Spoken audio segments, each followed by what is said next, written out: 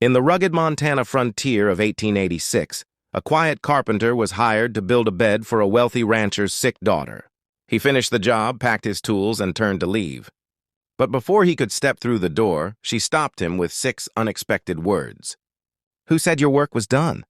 What she asked him to do next would change both of their lives forever. If you enjoy emotional Old West stories filled with love, courage, and unexpected twists, make sure to like, share, and subscribe to the channel. Now sit back and let's get started. In the autumn of 1886, when the Montana wind carried the scent of pine across the open prairie, Daniel Carter arrived at the Whitmore Ranch before sunrise.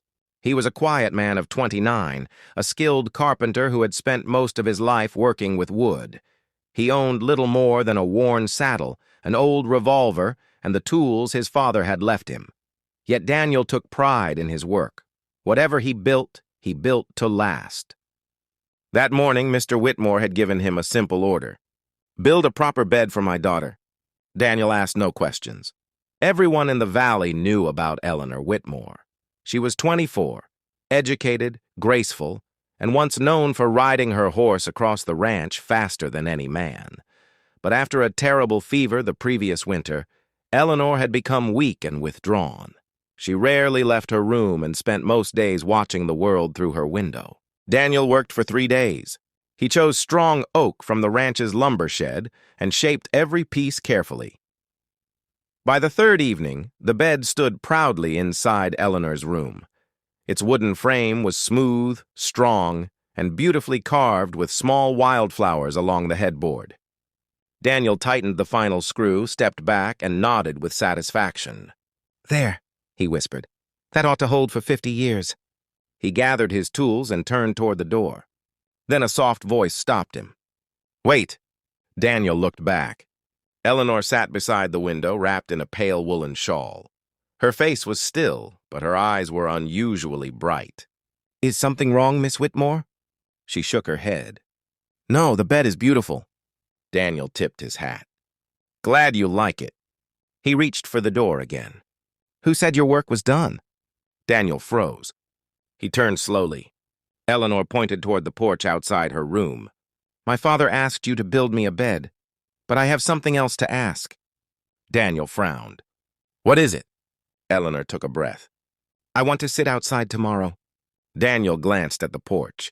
The steps were broken, the railing leaned dangerously, and the floorboards creaked beneath the wind.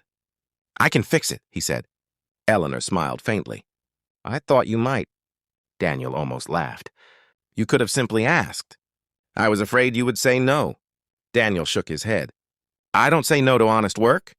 But Eleanor looked directly into his eyes. "This isn't work, Mr. Carter." Daniel said nothing. For the first time, he wondered if Eleanor was asking him to repair more than an old porch. Perhaps she was asking him to help her find her way back into the world. The following morning, Daniel returned to Eleanor's porch before the sun had fully risen. He carried his tools over one shoulder and several new boards beneath his arm. By noon, the broken steps had been replaced, the railing stood straight, and the loose floorboards no longer creaked beneath a person's weight. When Daniel finished, he placed a wooden chair near the porch railing. "There," he said. "Now you can sit outside without falling through the floor." Eleanor smiled. "You make everything sound so simple." Daniel leaned against his hammer. "Most things are simple when you know how to build them." She looked toward the endless Montana prairie. "And what if a person is broken?" Daniel became quiet. "Then you don't throw her away," he answered. "You repair what you can." Those words stayed with Eleanor. Over the next several weeks, Daniel visited the porch every morning. At first, he helped Eleanor walk only a few steps. Then she managed to reach the garden. Soon, she was walking farther each day. Their conversations grew longer. Eleanor told him about the dreams she had abandoned during her illness. Daniel told her about his father, who had taught him carpentry before dying in a winter accident. Neither spoke openly of love, but something gentle had begun between them. Then, one evening, Mr. Whitmore called Daniel into his office. "My daughter is getting married," he announced. Daniel's heart sank. "To whom?" "Mr. Harrison Bell from Denver. He owns 3 warehouses and a shipping company." Daniel forced a smile. That is good news, sir. Mr. Whitmore studied him carefully. You will finish the barn repairs tomorrow. After that, I expect you to leave the ranch.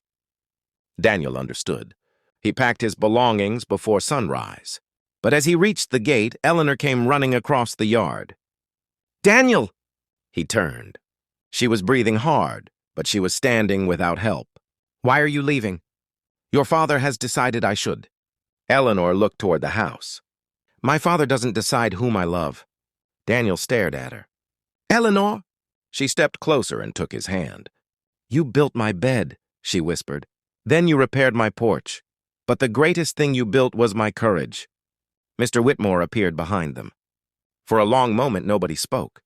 Finally, the old rancher sighed.